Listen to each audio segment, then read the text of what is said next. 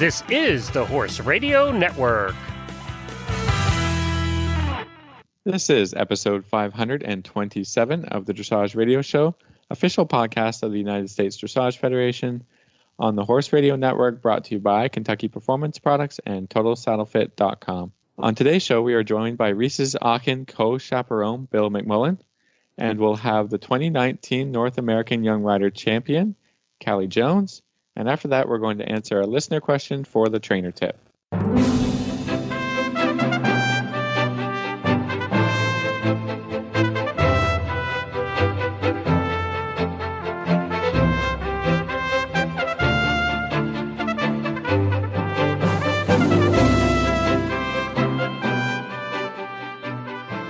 This is Reese Koffler-Stanfield from Georgetown, Kentucky.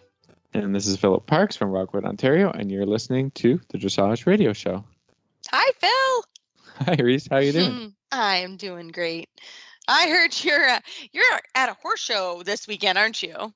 Yeah, I get to stay at home, but the horses shipped into the showgrounds today. We do some warm-up riding and trying to get them accustomed to the whole environment and doing that kind of thing, so that we're ready to do some classes tomorrow. And so I've got two horses over there, two 6-year-olds. They're very excited, so I hope that they can calm down overnight and we can put together a good show for this weekend. Fingers crossed, my friend. First of all, fingers crossed. That's all we do. Yeah, it's going to be fine. It's going to be good. But no, I like it. And you said it's quite close to your house, which is nice. It's super close to my house. That's the best. You sleep in my own bed and bug my own wife, and that's cool. Yeah, that's fantastic. I love it. I love it. Well, I'm finishing my summer sabbatical, which is, I'm very lucky. I've been actually at Hassler Dressage in Chesapeake City, Maryland for the last 2 weeks. And I've been hiding out from reality, which is great. I've been sending Phil lots of videos of training, which is good. I'm here with my coach Scott Hassler, and this is the 4th year I've done this. I kind of hide out for 2 weeks and just watch lessons. Focus on the riding. Yeah, focus on my horses and the riding, and it was great. I've had a really busy summer, so be able to, and I shout out to Town and Country Sport Horses who allow me this opportunity to come and just absorb, and it's been great. I've really enjoyed just pulling my horses' manes and just spending a little extra time with them. I at home I don't necessarily get that opportunity. So it's been great. And my horses really, I'm so excited on how good they've been. And I've got really, really clear goals for the next couple months with them. So it's been a really good experience. So we head home in 2 days and I have one more lesson and excited to wrap up the 2 weeks. So everyone's a little sore. Not going to lie. Me, the horses, but that just means you've been working hard, doesn't it?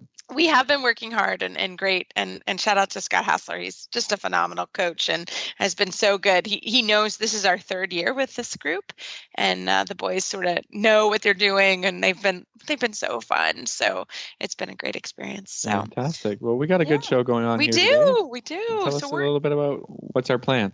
Our plan is, so we're going to actually start off with my dear friend and my co-host for Aachen, Bill McMullin, and I hope you enjoy his kind of wrap-up of the experience. It was so fun to go with him. So I hope you enjoy Bill McMullin.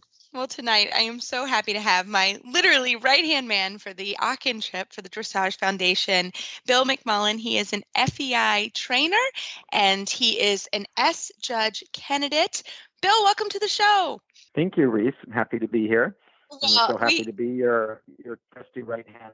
We had a great time. I know. We both had a blast. It was amazing. It was an amazing experience. And, I am not a judge. I'm just a trainer. So it was so fun to have your perspective from Aachen. And, we did a great segment, and I hope everyone will listen to the girls, our wonderful cherubs that we took. We had 4 girls, and they have come on the show. But I really wanted to get your perspective as a judge, because it was so fun to sit with you and hear your perspective. So can you kind of start us off? What did you think about Aachen, et cetera? So yes, the week with the Dressage Foundation group in Aachen was really amazing, and being able to sit where we sat, Reese, with the group was fantastic view. And as I think we discussed, there were really no bad seats in that entire stadium. I don't know how many people it holds, but 8 or 10,000 maybe. But the way the seats are set and everything, it really was a grand view from anywhere. We sat up high, right opposite a K at the corner, which ended up being a great vantage point, really, to see from the side, to see all the transitions that happened there, and to see the entries at A and so on was great too. But even at the other end, looking up to C, we didn't feel like it was that far away. I mean, it was just everything was bigger, seemed bigger than life.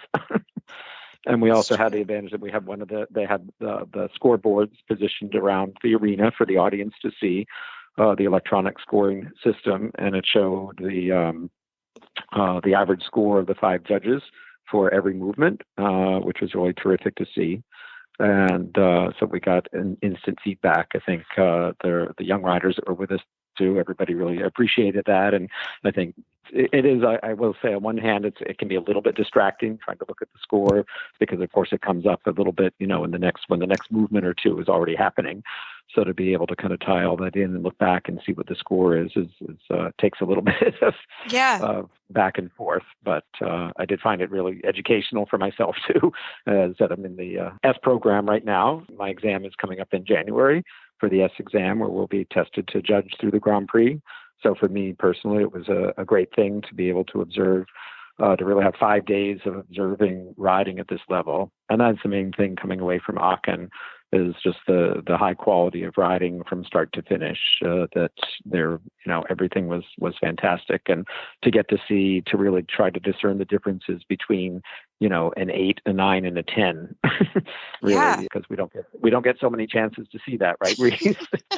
That was just, so to see it there just time after time after time, really just, raised the hair on the back of your neck and gave you goosebumps a lot of the time. And it was so exciting. Well, and we got lucky because we were sitting with you, so we could ask, like, what made that a 9? What made that a 10? So could you talk about that? Because like you said, we don't see that very often, and we didn't see it the whole class. I think that was kind of also good to know that Isabelle Vert, being literally the greatest dressage rider of all time, she still made mistakes. Yes.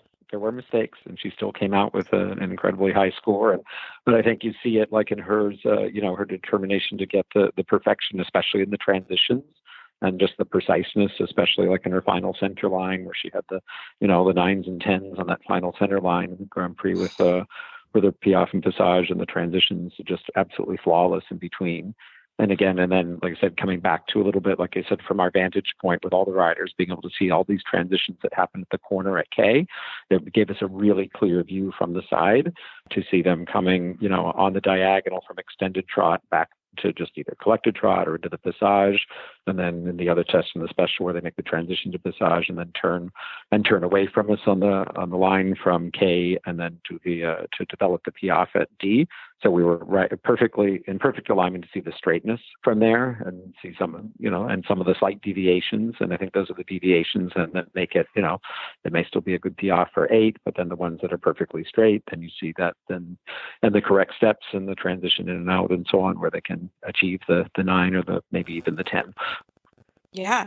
And you're right. Like, that was incredibly interesting to see how people set up in the corner, because you don't think about it until you really see it. And you saw Isabelle Vert even, like, she made the crowd kind of laugh because she was like, but coming off there were some half fault there. You saw some half faults, that's for sure. Yeah, because that is the one spot. Half faults ridden in different ways. I think Dorothy Schneider, to me, really gave such a feel, and her half faults in the corner there were really just so. It sounds silly, but easy. She made it look so easy, and it was really great. And I think in general, Dorothy, our American riders who did such a super job at the show, and being able to see Stefan and his horse and the turn there. I remember him going away from us in the Passage and developing a Piaffe. It was really nice. And Adrian and Catherine all had great rides. It was really fun to see. It was great. I mean, that was the difference. You started looking, and I think, again, we were lucky because we were sitting with Bill. So any judging question we could ask, which was really cool. But that's what we all took from it. And as you watch a class like that, you start the day in the 70 range, which is still amazing, and very rarely would we see that in the 70s. But then you get up in the 80s by the end of the day, and you can really see, right? You can see the difference between the 80 and the 70. That was, that was really cool. And I can't say that there's, I don't think we see that, or I've seen it only at the World Championship level. To kind of see that level, right? Yeah, to see it at that level. I mean, like I said, with this being by invitation only in the countries that were represented, it was the best of the best, which is really super to see. And as you said, to see the difference then from the 70s, which are super, and then to up into the 80s and beyond, which are just really fantastic. But I think the girls, even our young riders, the 4 young ladies that were with us, I think, especially after the second, third, and the fourth day, I mean, even they were starting to say, oh, look at that extended canter. That's, even one of them in Mexico, well, that has to be a 9. And boom, it would come up a 9. They started, definitely recognizing and for sure these differences about, was that just a 7, or was it really, higher than 8 even, and so on. So that was really great. And I mean, they definitely, I think they absorbed so much from this also. And like I said, having the scoreboard and then our little discussion going on during it is really beneficial for everybody. Yeah, it was phenomenal. And tell us a little bit about your kind of takeaway from the freestyles, because those were just a whole nother level of wow. For sure. Well, there, as you said, even for the Grand Prix, like in the 70s and then the 80s, and then here, we had so many in the 80s, and then high 80s, and then even breaking 90.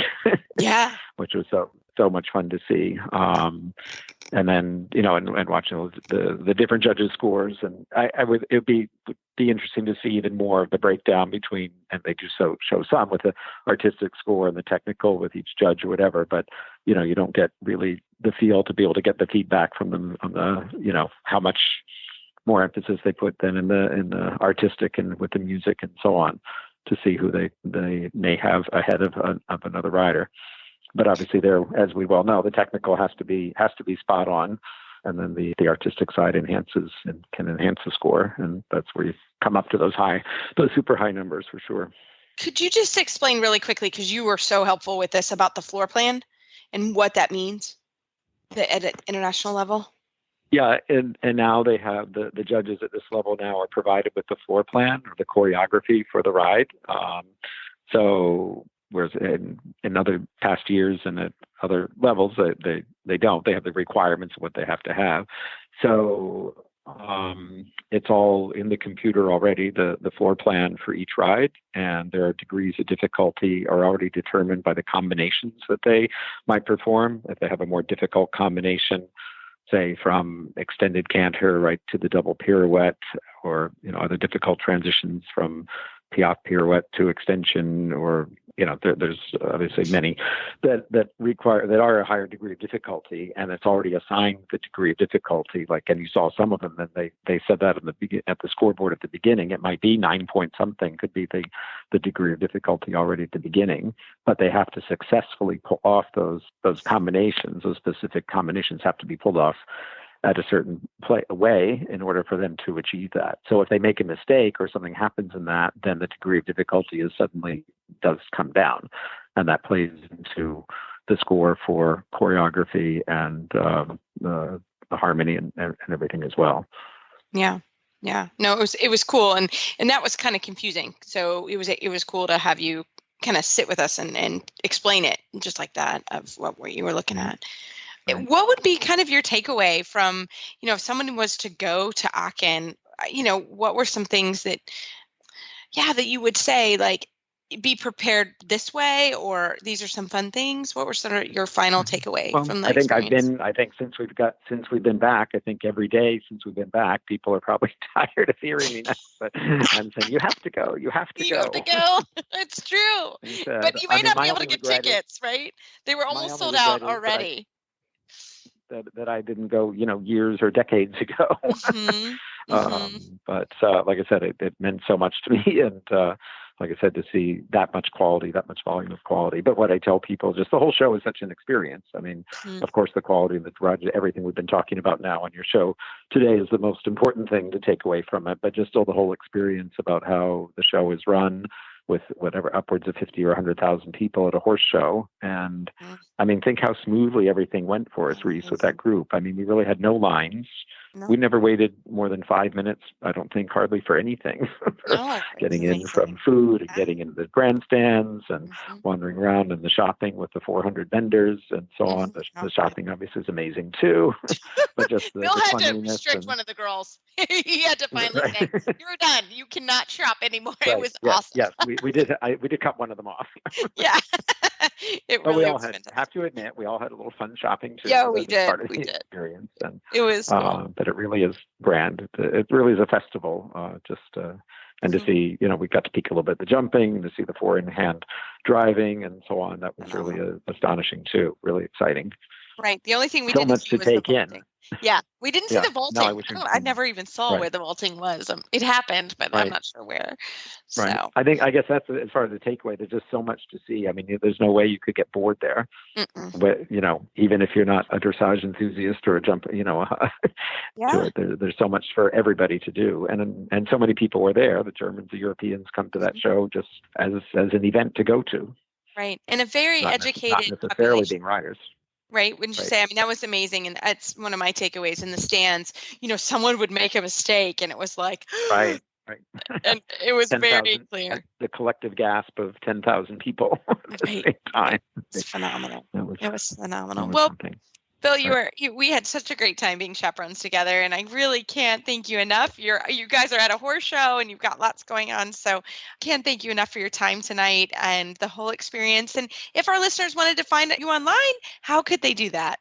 We have a website, is warrenmcmullindressage.com, and we have an email link within that also. Also have a Facebook page under Warren McMullin Dressage, and have a personal Facebook page with a lot of horsey stuff on it as well, under my name, Bill McMullin. Fantastic. Well, thanks again, and I hope we get to do it again. Me too, Reese. Yes, I'm looking forward to it so much. It'll be great. Good luck this weekend. Thanks, Reese. Have a good night. Vitamin E is a powerful antioxidant that supports healthy muscle and nerve function by limiting cellular damage. Green grass is the best source of vitamin E for horses, but most horses don't spend enough time grazing to meet their needs. Hay, grain, and winter pasture provide little to no natural vitamin E. To ensure your horse's vitamin E requirements are met, choose Elevate. Elevate contains a readily available source of natural vitamin E. Elevate is cost-effective and easy to feed. To learn more about Elevate, visit the Kentucky Performance Products website at kppusa.com. Well, we are so excited, and now she is a regular here on the Dressage Radio Show. Callie Jones, my fellow Kentucky lady. I hope you enjoy. She just won the North American Young Rider Championships.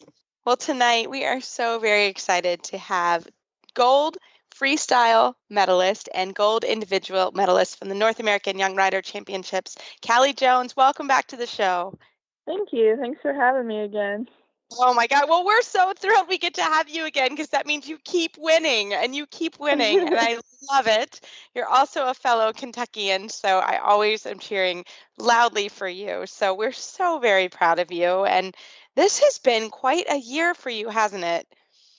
Yes, it has. It's been a long one, but super fun. Yes, you were in Europe, and we didn't know actually, or I didn't know even that your horse Phil had colic. So can you kind of give us the story? Because I didn't realize all that had happened. Yes.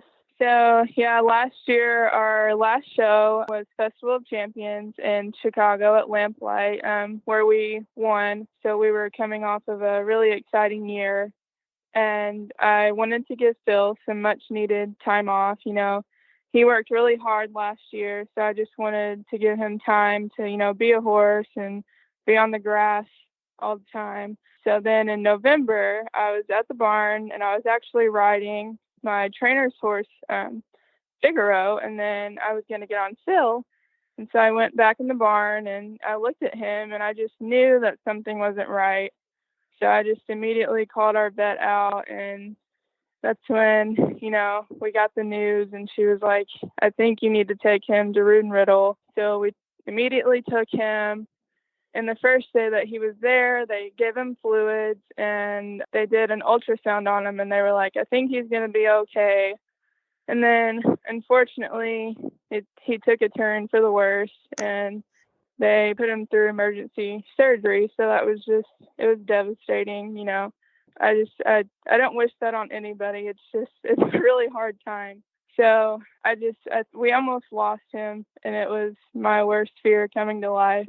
So it was really hard, but after the surgery, I went up there and I visited with him, and he looked at me, and I was like, I made this promise to him. I was like, I'm not going to push you, just however long you need, then you take the time. And if that means that we don't get the show next year, then that's fine. That's completely okay. So we took the time, and Angela hand walked him probably 5 or 6 times a day while I was at school. And then I came home on the weekends and just did hand walking and grazing and grooming, just spending time with him. And so it was a long 5 months, but he came back better than ever. And it was pretty special that we could do all this together this year. Yeah, it's amazing. So you actually go to school, and it's kind of far from your trainer, Angela Jackson, right? Yes, it's about 2 hours. Yeah. So Phil lives with Angela, and you drive back and forth from school. So it's a huge team effort for you guys. So, obviously you had a fantastic European tour. Mm-hmm. And then did that bring any more nerves? I mean, all the travel with him colicking, did you guys take any extra prevention, or how did you do that? So I, of course, qualified, and then I was like, I want to sit down and talk about it if we should take him over there, because obviously it's a very long flight, and then the travel to the shows. So sat down with the vet that did his surgery, and he was okay with it. He was like, it's probably going to be less stressful on him on the plane than it would be on a trailer. So he gave us the go. And then I talked to my vet at home. I was like, what do you think? And she said the same thing. I mean, she checked his incision, and she watched him go a few times, and she was like, he looks better than ever, and I think you should go for it. So it was a tough decision. I mean, it was always in the back of my mind, like, what if something happens? But he honestly, just every day, he was like, come on, Mom, I want to work. I want to do this. So that was kind of it for me. I was like, all right, we're going to do this together. Oh, that's fantastic. So tell us a little bit about Young Riders. I mean, this was your last year, right? So there was some pressure for sure coming back in. Yeah.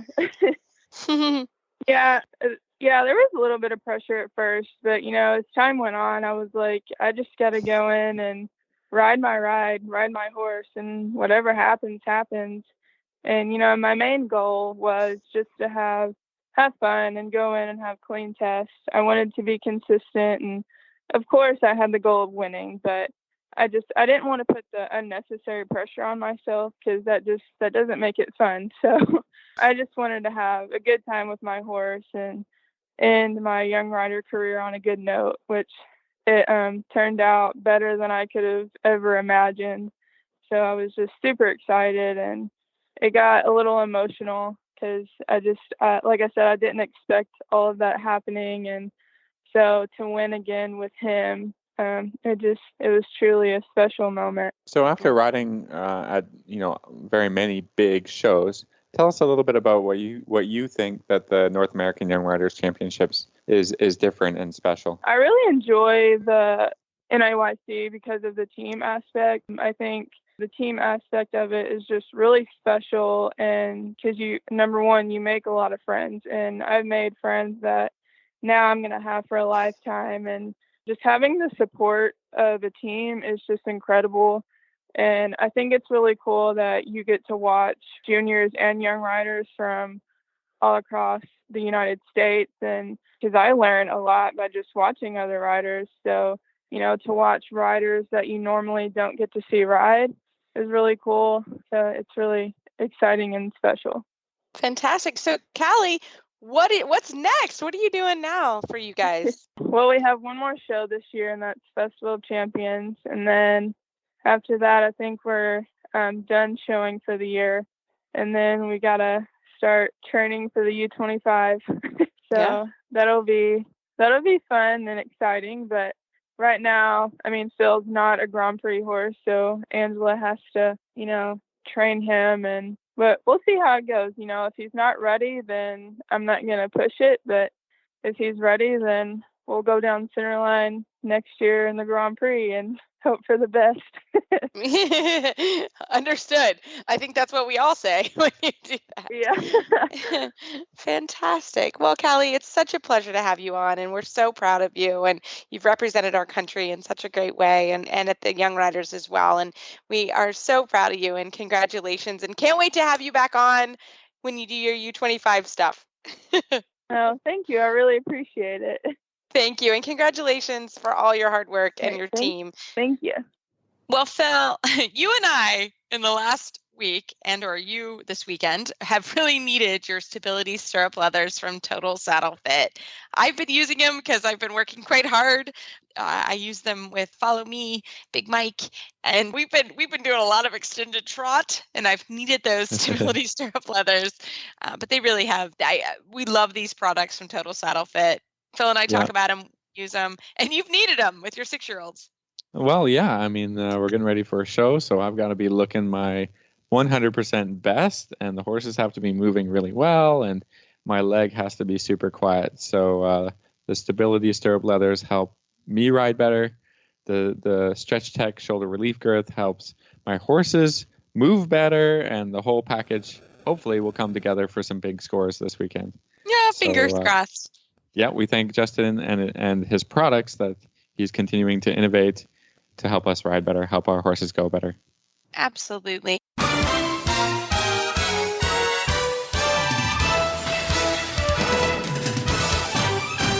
This week's dressage training tip is brought to you by Total Saddle Fit, home of the shoulder relief girth at TotalSaddleFit.com. We're finally getting to some emails. We've been so busy. And for a Total Saddle Fit tip of the week, we are getting to our emails. So Phil, what you got for us? I don't even know. This is going to be fun. Well, we have an email from Emma, who has a large pony of unknown breeding, possibly halfling cross, that was schooling 3rd, 4th level when he was purchased last fall. They've been slowly working up and are now showing 1st level, schooling some 2nd and 3rd. He has fantastic ladder work and collection, but struggles to do mediums. And especially now we're getting into more extended gaits. She's been working on transitions and shoulder in, lots of stuff that we've mentioned before on the shows and on our tips. So she's looking for even more help to get this large pony of unknown breeding to do some better extensions. What's your thoughts here, Reese? Okay, well, I think this is a typical problem I hear with riders that are working with ponies, and actually just with anyone, trying to work with the kind of medium and extended gaits from 1st to 2nd level. It's a huge jump. Wouldn't you say, Phil? Like that is. Yeah, it's a training challenge. It is for all of the horses, and the rare ones are really gifted in this way, but that's not the norm. So we've got to always have lots of strategies for developing from lengthened gaits to medium gaits to extended gaits, and it's not easy for anyone. No, and I would say with the ponies. I trained a very lovely Connemara pony, and she ended up being pre-St. George at the end of the day. And one of the things that we did with her, we did actually quite a lot of cavaletti work, which was very helpful, where she had to reach and learn to sort of lift her shoulder. Being in Kentucky, we are blessed with hills. So we are able to do a lot of work on hills, which, I'm lucky all my guys go out on hills and walk up and down and trot up and down. To where they get stronger with that. So, depending on the area where you are, that may be a very, very helpful tool where you sort of do transitions up and down the hills. Down actually as important as up because they use different muscles on the downhill. If you're in a Florida type environment or in a place that doesn't have hills, actually when I was in Germany, it's very flat there. They actually built hills that the horses would walk up and down. So that's an extreme example, but that is definitely an example. So cavaletti work, hill work. It also, I think it takes time. And I think that's what's interesting about a pony. And that's what happened with the pony I trained. We did all this work, and forever the rider kept saying, like, oh my goodness, it's not happening. It's not happening. And I finally said to her, look, this is not necessarily what the pony is designed to do. So we need to give it some extra time.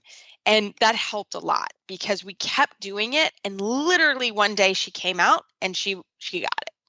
And that is something that I would encourage as you go through training, is it doesn't happen overnight. If I were to go to the gym, which I should probably do more, I'm not going to become a sprinter. I can train and I will get better at being a runner, but I'm not innately a runner.